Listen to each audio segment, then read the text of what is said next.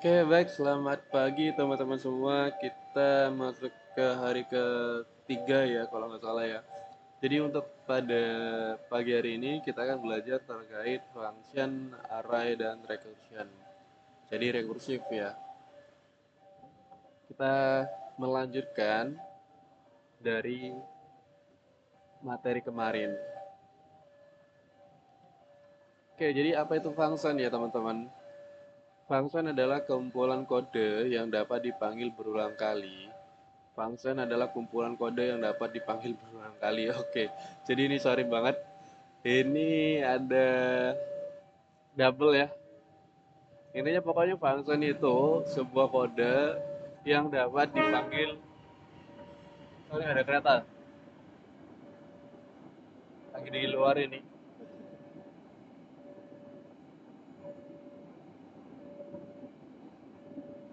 Nah, yang dapat dipanggil berulang kali. Jadi contohnya itu dengan function itu jauh lebih mudah, lebih rapi, mudah dipahami nantinya. Karena daripada kita menggunakan console.log halo, ngeprint halo banyak kali kayak gini, banyak print-printan, itu jauh lebih baik kita pakai function. Karena apa? Pastinya nanti di suatu program kita bakal ada yang memerlukan pemanggilan function berulang kali.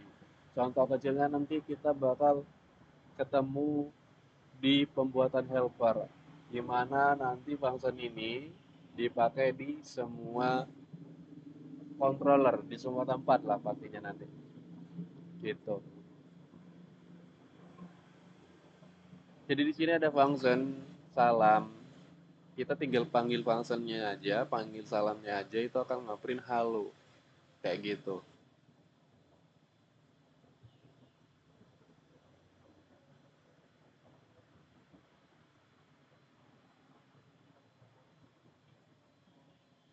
Oke, nah jadi function itu dibagi dua ya, function yang tanpa parameter dengan function yang dengan parameter.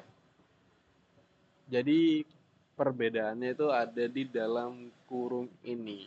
Kalau tanpa parameter dia itu akan nge-return, akan melakukan, mengeksekusikan apa yang ada di dalam kurung kurawal ini. Tapi kalau dengan parameter itu kita harus mengisi parameternya dulu dengan argumen. Jadi katakanlah kita memanggil function hello dengan argumennya Andi. Jadi argumen ini masuk ke dalam parameter nama ini. Jadi di dalam variabel ya. Jadi Andi ini berada di dalam variabel nama. Lalu di print nih, halo, namanya siapa tadi? Andi. Seperti itu. Ini udah pasti jelas ya teman-teman, karena kan di dalam program itu akan membaca dari atas sampai bawah, baris per baris. Function juga bisa diisi lebih dari satu parameter. Katakanlah mungkin nanti teman-teman bikin function luas, menghitung luas persegi gitu kan. Tentunya kan perlu suatu dua variabel ya. Kita lakukan hal yang sama, isi. Jadi 10 ini masuk ke variabel panjang, 5 ini masuk ke variabel lebar. Dengan outputnya nanti 5 kali 10, hasilnya 50. Seperti operator kemarin ya, perkalian.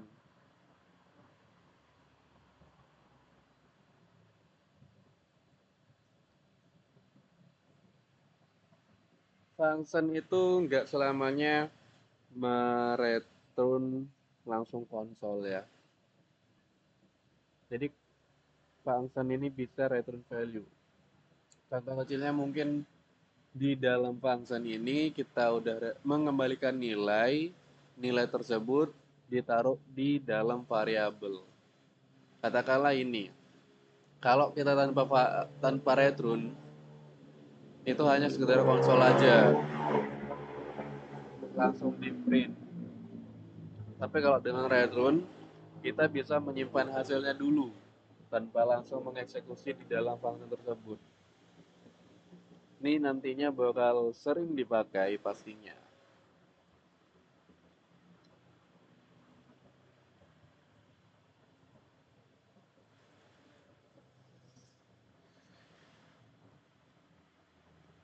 Nah, scope variabel di dalam function ini bisa kita lihat ya perbedaannya ya.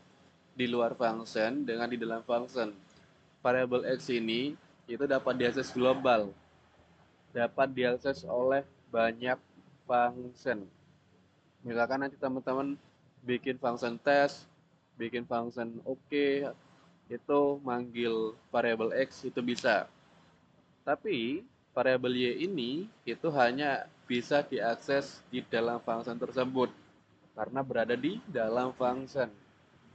Kecuali mungkin nanti teman-teman udah ada returnnya ya, udah ada return, nanti function test ini dimasukkan ke dalam variabel lagi.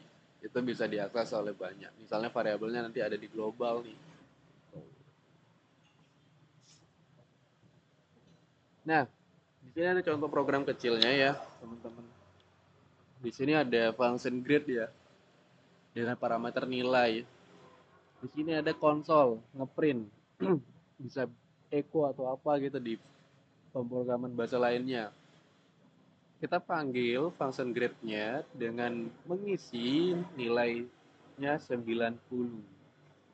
Nilai masuk 90 lebih besar dari sama dengan 85. Nah, ini kan benar kan ya? Itu akan nge-return A. Dapat nilai A seperti itu. Ini seperti kemarin ya, if else gitu, teman-teman. Lalu di dalam pemrograman juga nggak jauh beda dengan array ya. Jadi array ini apa? Array itu adalah kumpulan data. Jadi kita bisa membuat variabel itu diisi oleh banyak data gitu. Jadi gak hanya string aja.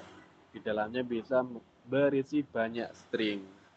Contoh kecilnya ini kita punya variabel buah ya. Variabel buah ini isinya itu ada apel, mangga, jeruk.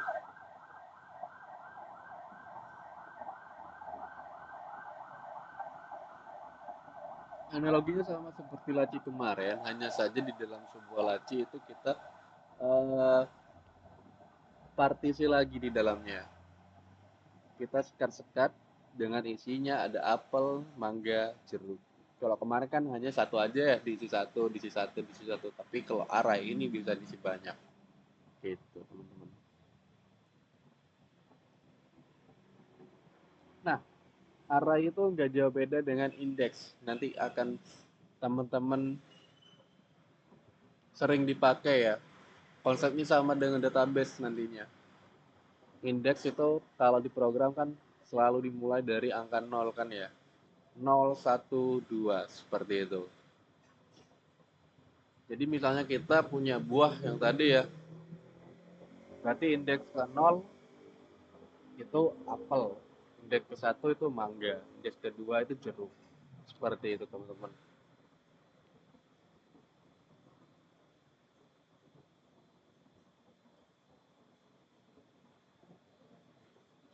Di dalam konsep array juga kita bisa memanipulasi data, bisa mengubah-ubah array tersebut isinya. Jadi katakanlah di sini kita tembak ya indeks ke 1 diisi dengan durian. Yang tadinya isinya itu mangga, itu akan berubah menjadi durian. Misal kita contoh ya, di sini. Ini saya sebenarnya udah buat ya, buat pembelajaran. Tapi kita coba dibikin ulang dari satu-satu aja. Ini kita clear dulu. Kita jalankan tes.cs ini. Oh sorry, di save dulu guys. Nah ini akan muncul apel, mangga, jeruk. Lalu kita isi nilai buah satu dengan durian.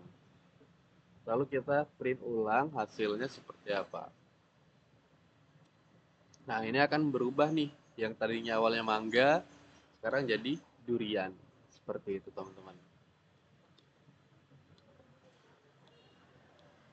Dalam memanipulasi data itu enggak hanya mengubah aja, pastinya bisa kita menambah, menghapus, terus menghitung jumlah elemen, dan lain sebagainya. Ini teman-teman nanti bisa pakai function-function yang ada di sini buat dicoba-coba sendiri seperti apa nanti jadinya outputnya ya.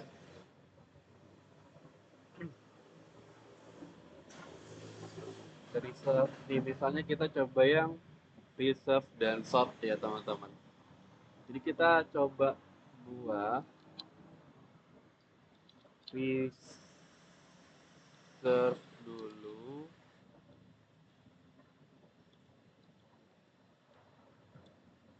Sorry, reserve, reverse, kebalik guys, reverse. Oke, nah dibalik nih. Lalu kita coba untuk em, merapikannya ya biar sesuai arjab urutannya. Nah, apel, durian, jeruk dibalik lagi gitu teman-teman. Katakanlah mungkin duriannya ada di nomor 3 pengganti jeruk.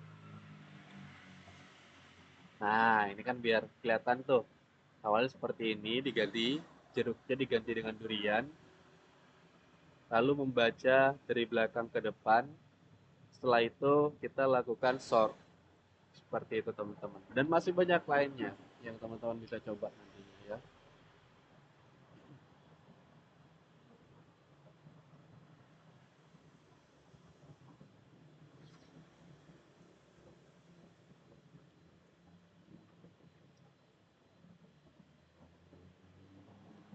Oke, apa itu rekursif? Jadi rekursif itu adalah suatu metode yang memanggil dirinya sendiri. Konsepnya sama dengan perulangan, hanya saja lebih modern ya teman-teman. Cuman kalau kita lihat pemakaian ya, sebenarnya tergantung kebutuhan. Cuman kalau dilihat memakan memori itu cukup lebih tinggi yang rekursif ini daripada yang perulangan for while to while tersebut.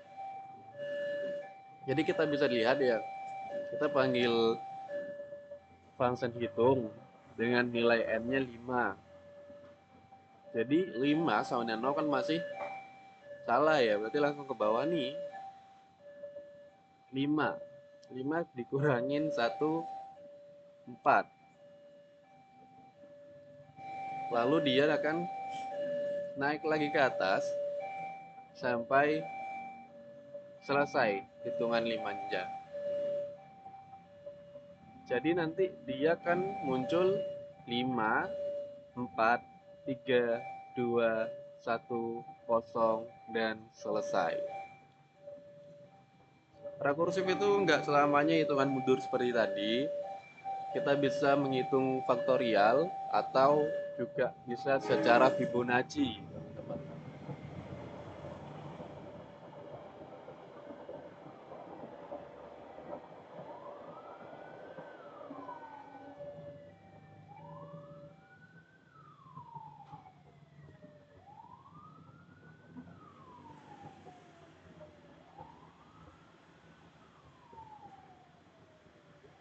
Bisa dilihat di sini untuk faktorial itu faktorial 5 ya. Jadi secara konsep, secara backend itu memerintahkan 5 faktorial. Hasilnya nanti itu 120. Karena 5 dikali dengan 4, dikali dengan 3, dikali dengan 2, kali dengan 1, sampai n-nya itu sama dengan 1. Seperti itu.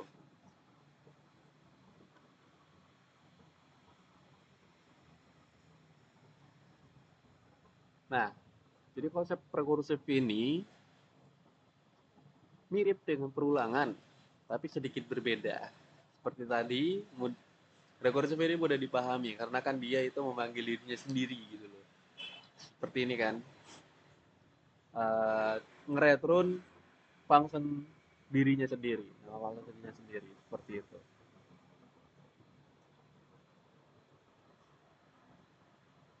Nah, dapat dilihat ya kalau untuk perulangan yang for loop itu lebih hemat memori.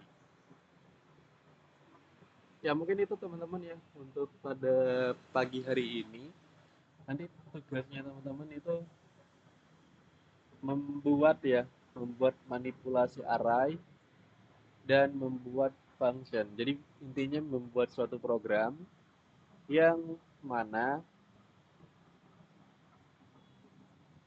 ada terkait materi kemarin dengan materi hari ini. Seperti itu teman-teman. Jadi hal-hal ini teman-teman olah sendiri sedemikian sekreatif kalian mau seperti apa program yang teman-teman buat, entah itu mau buat kalkulator boleh, membuat pesanan tiket boleh, ataupun yang lain seperti itu teman-teman. Ya mungkin itu aja yang bisa saya sampaikan. Nanti kurang lebihnya teman-teman kerjakan tugasnya, lakukan absensi seperti biasa. Kalau misalnya ada yang pengen dibahas lebih lanjut, kita diskusi atau gimana, itu silakan ya teman-teman ya. Bisa langsung bilang aja di grup atau gimana. Ada yang kurang paham, kita bisa diskusi by chat boleh, atau open meet juga boleh. Gitu ya teman-teman ya. Terima kasih.